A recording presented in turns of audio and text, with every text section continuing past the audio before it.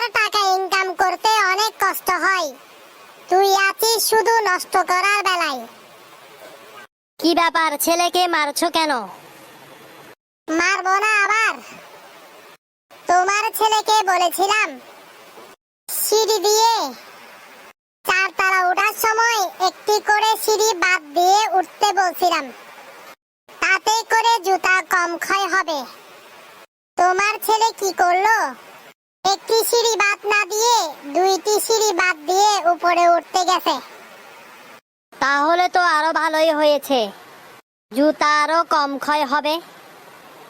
তা তো কম ক্ষয় হয়েছে, কিন্তু তোমার ছেলে যে প্যান্টটা ছিঁড়ে এসেছে তার থেকেও লস বেশি হয়েছে।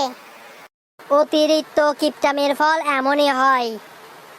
ও বল্টুর মা, তোমার বল্টু কথা শুনে না, যেমন তেমন চলে ফিরে কাছে করে না। বল্টুর স্কুলও নাই, বল্টু কলেজও নাই, বল্টুর বার মুখের দিকে দেখা মাফ করলাম তাই।